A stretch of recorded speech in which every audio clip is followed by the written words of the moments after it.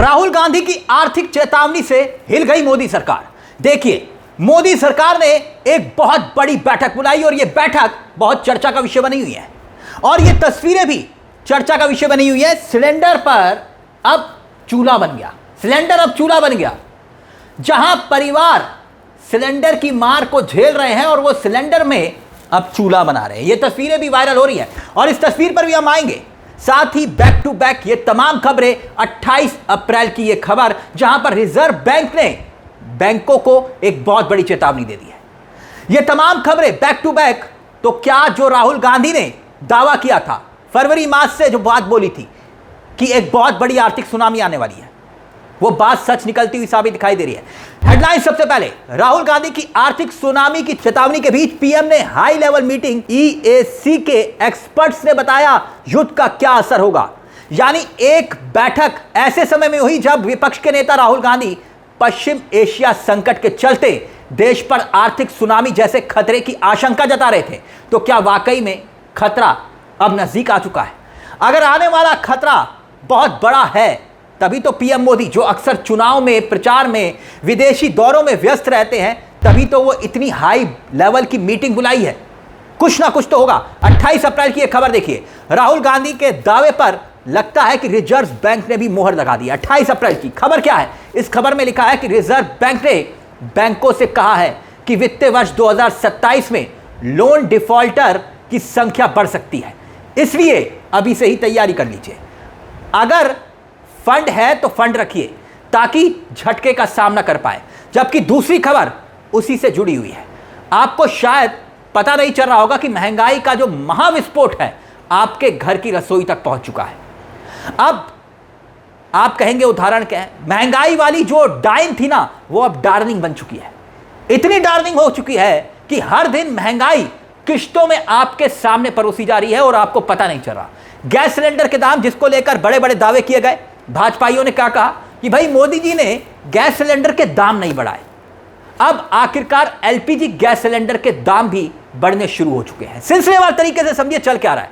पूर्व में जिस एलपीजी गैस सिलेंडर के दाम, घरेलू गैस सिलेंडर के दाम एक बार 60 रुपए बढ़े थे, उसके बाद कहा गया कि नहीं बढ़े।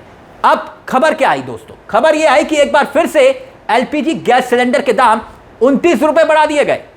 14 किलो वाला गैस का सिलेंडर 29 रुपए दाम बढ़ा दिए और आज से ये दाम लागू भी हो चुके हैं। मतलब कुल मिलाकर 7 तारीख से शायद ये दाम लागू हो चुके हैं।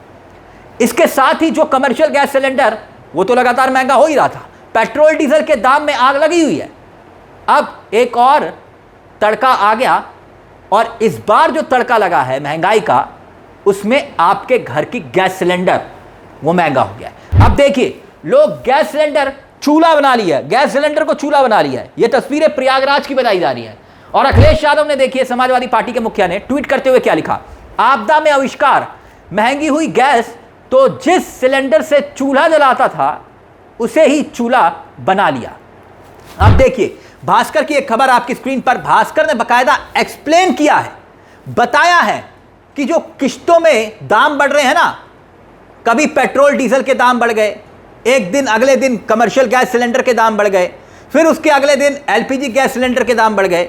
जो धीरे धीरे दाम बढ़ रहे हैं, आप कह रहे हैं कि भाई इसका प्रभाव, ताकि जनता को पता ना चले कि पड़ क्या रहा है। तो भास्कर ने बकायदा पूरी तरह से एक्सप्लेन किया है। आप देख सकते हैं कि कैसे पहले दाम थे और अब क्या स्थिति हो चुकी है। उदाहरण के तौर पर, क्योंकि बहुत लंबी लिस्ट है, जल्दी से देखिए। ये लिस्ट बताती है कि जो घी है, जैसे हम घी इस्तेमाल करते हैं, जीएसटी में छूट के बाद 611 रुपए का था और अब जो है 665 का पहुंच गया है।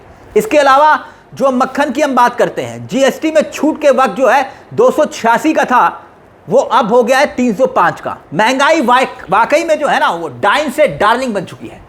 तो सवाल यह कि पीएम मोदी जिस आर्थिक सुनामी की आहट को महसूस कर रहे हैं, वो दावा तो राहुल गांधी फरवरी मार्च से कर रहे थे। तब मोदी जी क्या कर रहे थे? तब मोदी जी की सरकार चुनाव में व्यस्त थी। मगर आपने कभी सोचा कि महंगाई इतनी बढ़ गई? कोई शक नहीं है, महंगाई तो बढ़ी, लेकिन उसके खिलाफ बोलने वाले लोगों में कितना डर है।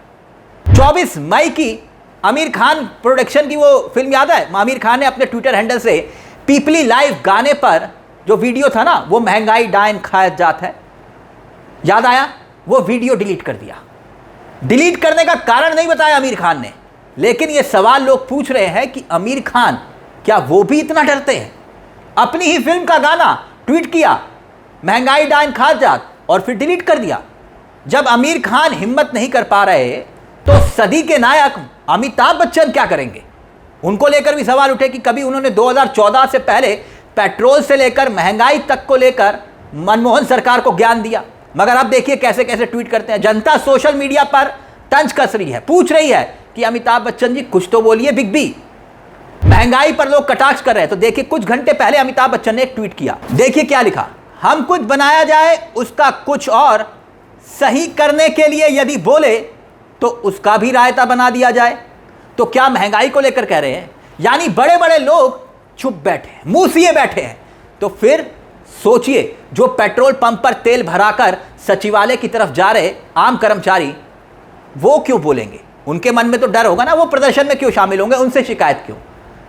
क्या उन्हें डर नहीं लगेगा जब इतने बड़े बड़े लोगों को लग रहा है?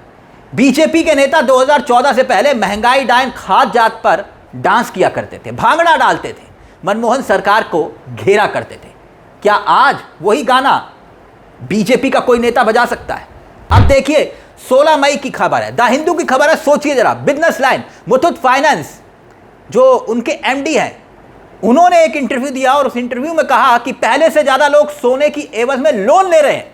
वित्त वर्ष 2026 में मुथूट फाइनेंस ने सोने के बदले कर्ज में 48% की वृद्धि बताई है।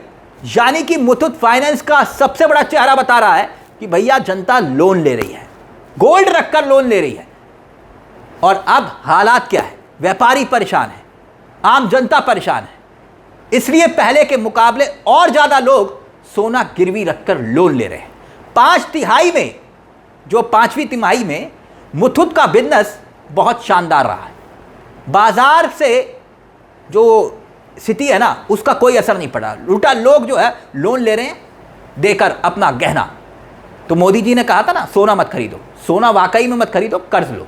अब राहुल गांधी जो दावा कर रहे थे, उस दावे के बीच में, क्योंकि मोदी जी तब उस वक्त बंगाल और असम के चुनाव में व्यस्त थे और विदेशी दौरों पर चले गए, और अब जब हालात फिसलते हुए क्या दिखाई दे रहे हैं, तब उस बीच पीएम मोदी अपने आर्थिक सलाहकार परिषद की अहम बैठक को बुला रहे हैं। तो क्या लगता है आपको इस हालात को देखकर, क्योंकि राहुल गांधी की आर्थिक चेतावनी और उस चेतावनी के बाद क्या मोदी सरकार अब हिल गई है, इसीलिए इस तरह की बैठक बुलाई जा रही है? यह बैठक अपने आप में बहुत कुछ बयां कर रही है। इस पूरे मुद्दे को लेकर आपकी क्या राय है? अपनी राय हमें कमेंट बॉक्स में जरूर दीजिएगा। मुझे तिलक चावला को दीजिए इजाजत। एक छोटी सी दरख्वास्त, चैनल को सब्सक्राइब करना मत भूलिएगा। मंच आप ही का है, जहां हम सिर्फ खबर नहीं दिखाते बल्कि खबर के पीछे की खबर भी बताते हैं। नमस्कार, जय हिंद, जय भारत।